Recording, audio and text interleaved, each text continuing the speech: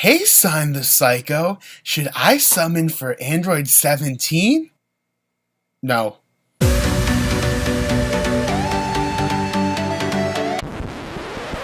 How's it going, everybody? This is Sign the Psycho, and today we're going to be talking about the brand new banner that will be coming out very shortly, or if you're from the future, it is already out. It's going to be the AGL Super 17 banner. He's going to be the Extreme AGL leader for the villain cards. He's going to offer HP, attack, and defense plus 120% and key plus 3 for extreme types, and then he's going to offer the key plus 1, HP, attack, and defense plus 50% for all other AGL cards. And what we're going to do in this video today is we're going to talk about a couple of things. The first thing that I want to talk about is, should you summon on this banner? The second thing is 17 actually a good card? And the third thing I want to say is, if you pull 17, what kind of team you are going to run. So let's go ahead and hit each of those points. The lead card, the main card you want, Super 17, is not really the best card on the banner. It's a little strange, and let's talk about it. So here somewhere, whatever way it is going to be the cards that were on the summon for Japan. We got Android 17, Super 17, we got Super Saiyan 4 Vegeta, we got Rose, we got Super Vegito, we got Super Saiyan 3 Goku, we got the brand new 17, we got the other brand new 17, and we got the same SR versions of 17 as well. So what I would say is, if you want 17, this is the banner for you to summon on. 17 does not come back frequently. He came back, to my knowledge, I think only once in Japan with the Omega Shenron banner. But 17 is going to be somewhat hard to find. So if 17 is your favorite GT villain, go for him. The other reason why I would summon on this banner is because of the filler cards. The cards that aren't the main card that you want to go after, but they're also really good. And those are going to be Super Saiyan 4 Vegeta, Rose, and Super Vegito. Super Vegito is an amazing card. He's still very good on a Super AGL team as well as Heroes. Rose is very good. He's also good on a Super AGL team and a Villains team. And then Super Saiyan 4 Vegeta is a very good card. He is a god leader in himself, and he does tank, and he hits extremely hard as well. So honestly, if I was summoning on this banner, I would want to get one of those 3 cards rather than getting 17 it myself. However, you know, what I'm going to do in my game is I'm not actually summoning for this banner. To me, 17 just isn't worth it. And the filler cards, the cards that aren't 17 that are featured, they're great. However, I've already maxed out my Super Vegito. I have about 11 in my box just chilling out. Rose, I have 4 dupes in my box just chilling out. I do need another Super Saiyan 4 Vegeta to 100% him, but do I really want to go after him in this banner? I don't really know about that. What I would say is, if you are saving your stones, do not summon on this banner. Coming in the future is going to be the Intelligence Gogeta banner, which is going to be incredible with the cards it has in it. Gogeta is incredible himself. I would say, if you can save your stones, to wait for that banner. The question is now, do I spend my stones on this banner? And I'm going to tell you no. And the reason why I say no is because of what's coming soon. We are going to be receiving the Super Saiyan 3 Angel Goku banner, which is going to be, he's going to be the Super Tech leader, which he is a very good card. Super Tech is great, especially with Gogeta in it now. But also a little bit further down the line, we're going to have the Intelligence banner with Gogeta, as well as the Strength banner with Janemba.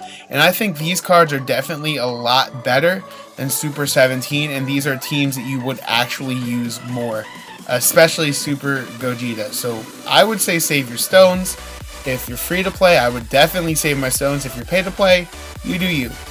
You do you. So you managed to pull this brand new 17. Let's actually look at the character. Let's see if it's something that you are going to be using often.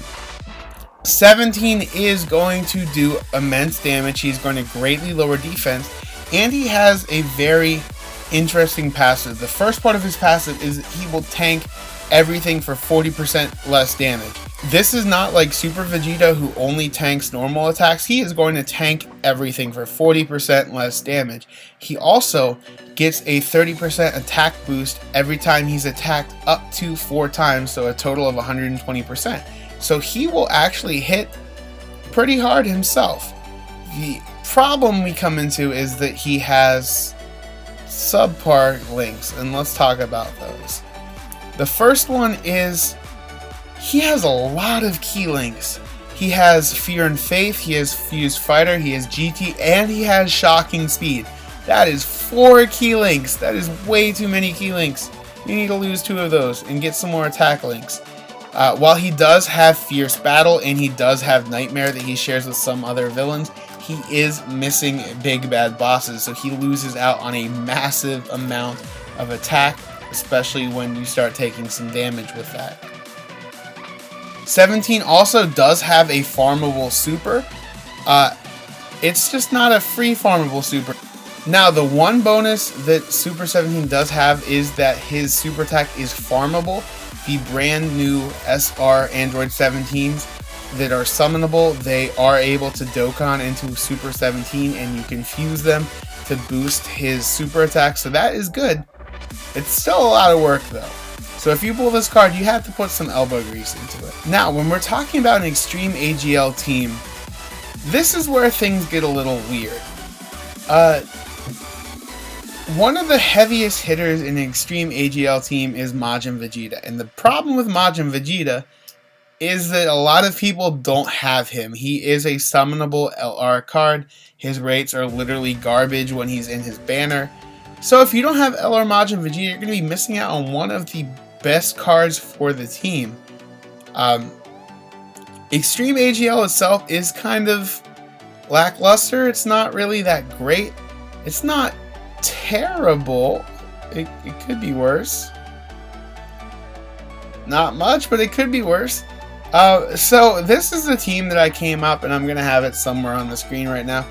It is going to consist of a Super 17 leader as well as a friend, Super Saiyan Rose, the LR Majin Vegeta, the LR androids, and then the last few spots aren't really concrete, but these are the cards I'm going to be running. I'm going to be running the Cooler, who is a World Tournament reward, as well as the brand new 17, the brand new AGL 17 that does Dokkan Awakening.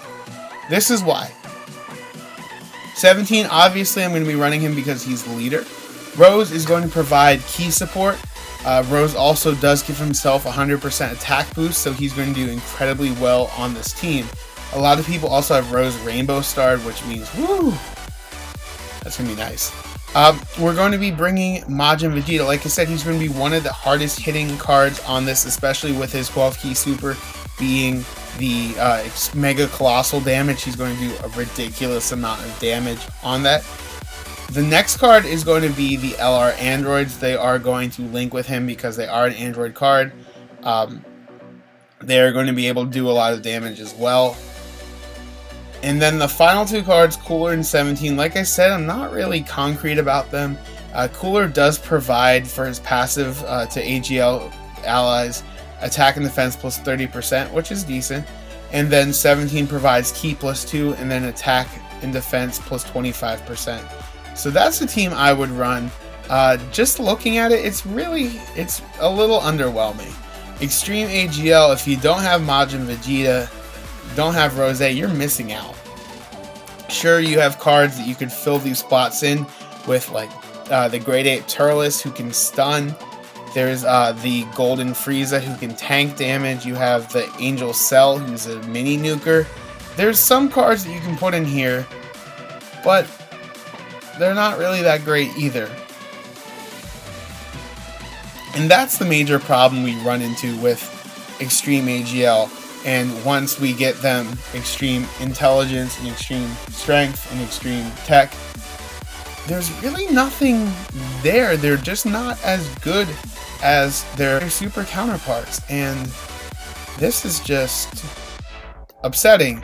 Especially the problem in Japan was that nobody summoned for 17. He was just not... No, nobody wanted him. And if you summon on 17, there's a chance that it's going to be the same thing. I know in global, Cooler is a lot more popular, and a lot of people summon for Cooler. I have no problem finding Cooler friends, but I think I'm going to run into that problem if I get 17. So, at the end of this, what I do want to say is, I don't think this banner is worth it. If you're free to play, you definitely want to save your stones for the banners that are coming out afterwards. And if you're pay to play, unless you really need Super Saiyan 4 Vegeta, I wouldn't summon on this banner. Anyway guys, thank you so much for watching, I do appreciate it. And I just want to know down below in the comments, let me know, are you going to be summoning for Android 17? And if you summon for 17, what kind of team are you going to run?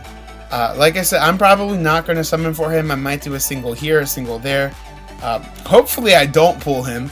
That's a joke. I always want to pull the card, but you know, if I pull 17, it's just going to be most likely a wasted potential card. So anyway guys, thank you so much for watching. I appreciate it. If you're new here and you feel like subscribing, please feel free to subscribe. We post new Dokkan Battle content as often as we can, as soon as we can. And I will catch you guys in our next video. Bye guys.